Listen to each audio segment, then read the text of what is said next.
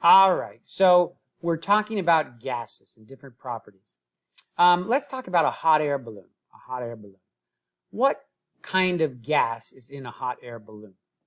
Do they put helium in there? No, they don't.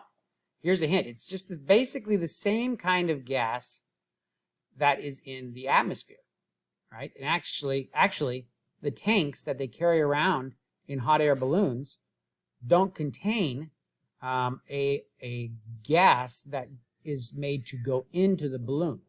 It just contains a gas that's made to burn. And when that burning occurs, that burning goes into the balloon. And the heat, the gas which they're burning, is called propane, right? And that heat is all that's helping the balloon rise. All right. So it's the same gas inside and outside, but the balloon, the gas on the inside is hot. I guess that's why they call it a hot air balloon, right? That's right. They call it a hot air balloon because it's the heat that makes the gas rise. All right. So let's kind of draw a picture of what we can imagine is going on here. Okay. If I have a balloon that is a hot air balloon, right? And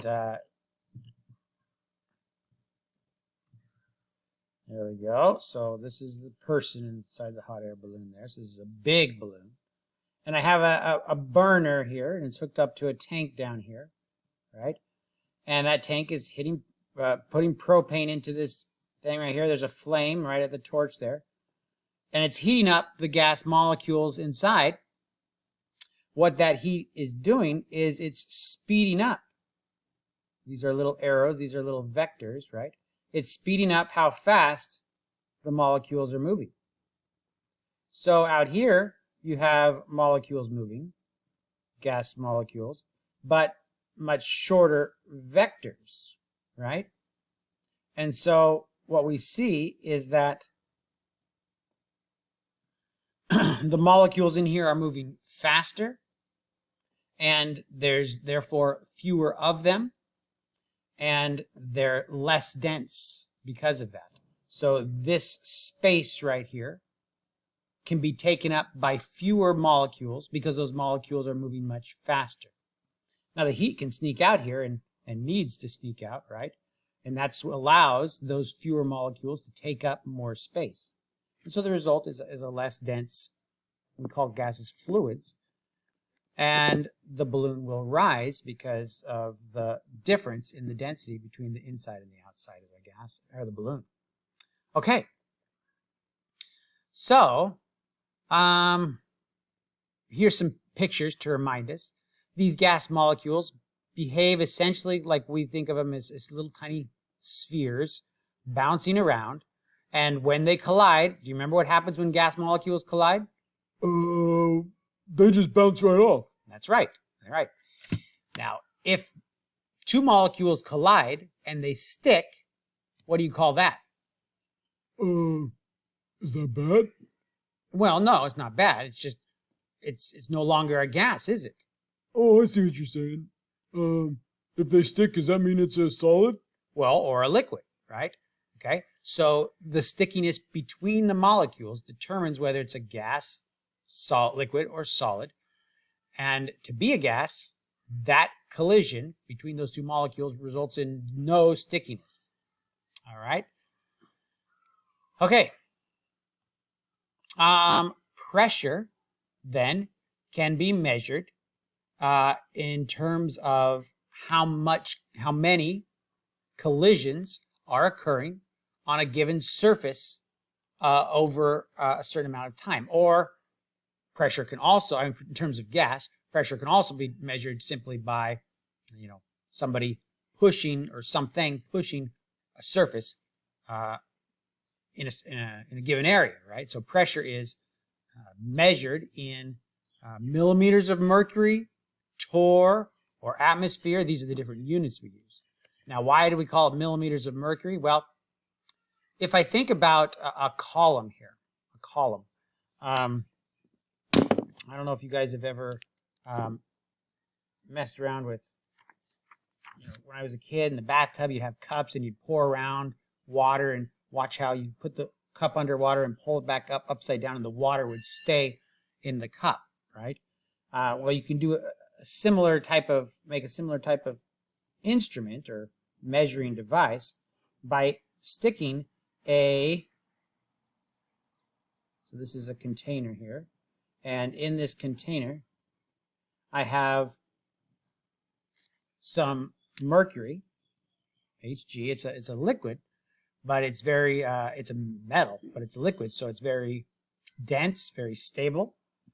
And as the molecules of air that are moving around right here, right?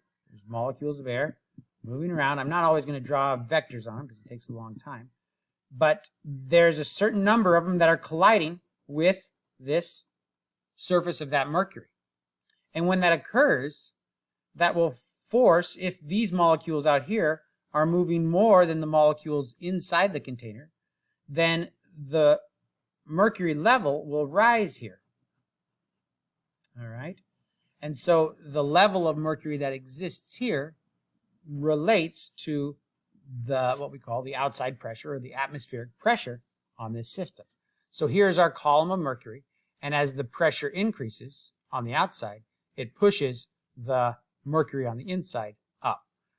So because of this, we get the unit of millimeters of mercury as a unit of pressure, because the pressure here tells us what distance of mercury moves up the column. Okay? And 1 millimeter of mercury is also called a torr, after Torricelli, who was an important contributor to some of the gas laws. All right? And 1 atmosphere is what we as humans are used to feeling in terms of pressure in our normal lives, and that's equal to 760 millimeters of mercury, or 760 torr. Now, I don't know if you realize it or not, but we are in an ocean, not of water, but of air, right? So here is the surface of the Earth, right? Here I am. I know I look a little bit large, but that's just a picture, right? So I'm standing in air. I don't think about it because that's what I do 100% of the time, right? Always in air unless I'm swimming. And as I move up in the atmosphere, I get higher and higher and higher. Eventually, that air thins out until I get into space where there's no air. All right? And that's our atmosphere. And that atmosphere changes its density, its concentration of gases as I go up.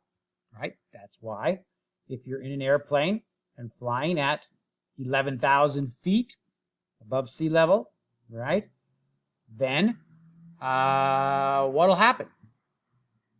I don't know. You can't fly. What happens? Well, if you're too high, then you won't be able to breathe because there's not enough oxygen, not enough atmosphere up there to sustain what we would like to breathe, right? And so, sometimes you see interesting scenarios where there's an example of an airplane that was flying very, very, not very high, but I mean just, typical airline height, and the oxygen system that pressurizes the cabin ran out of oxygen and everybody fell asleep. The plane was on autopilot, so it just kept flying around, but everybody in the cabin and everybody in the whole airplane was asleep, and eventually it ran out of gas. The plane ran out of gas and it came back down to earth and crashed, but and everybody died. But it was interesting that everybody in the plane up there was asleep, and they were probably many of them dead as well because they didn't have any oxygen. Probably all of them were dead at that point, actually. But and that's another symptom of not having enough oxygen in a nitrogen atmosphere. Usually you don't struggle for breath if it's just nitrogen, because our body is used to breathing nitrogen all the time.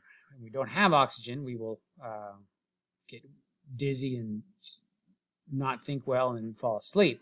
But it's not like breathing carbon dioxide. If your body breathes carbon dioxide, your lungs will start to burn, and you'll know that there's something bad going on, right?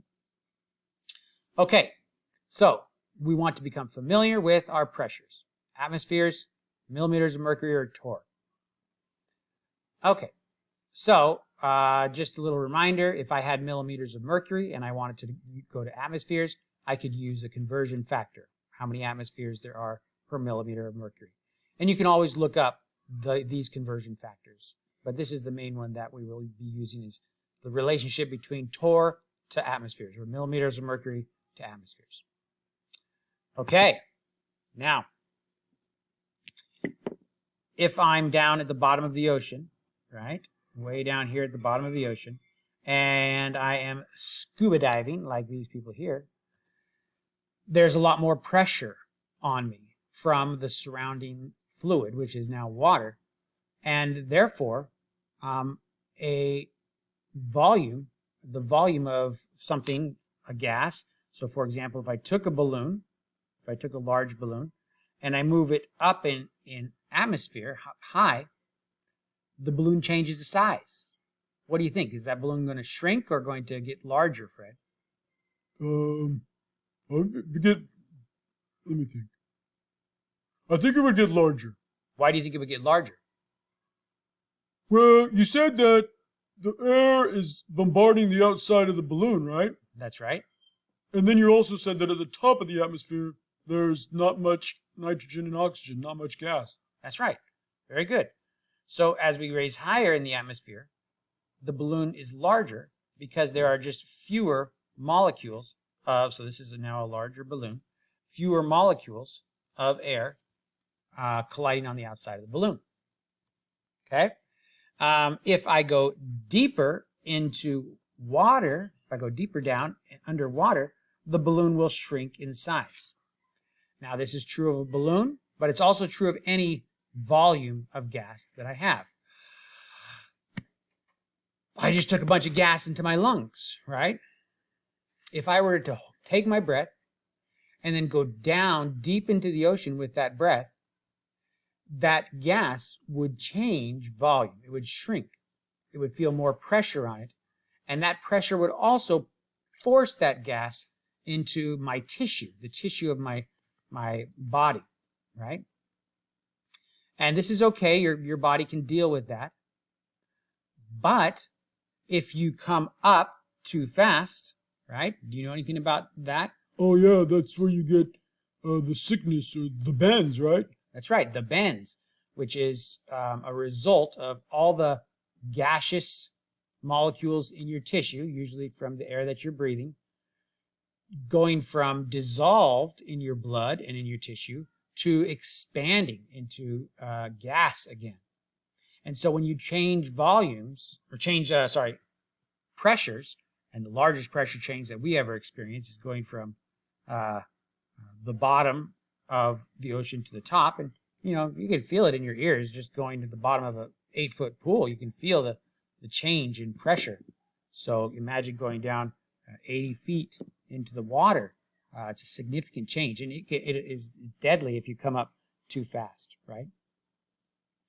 All right, so that's a good place to stop. We'll pick it up next time. Okay.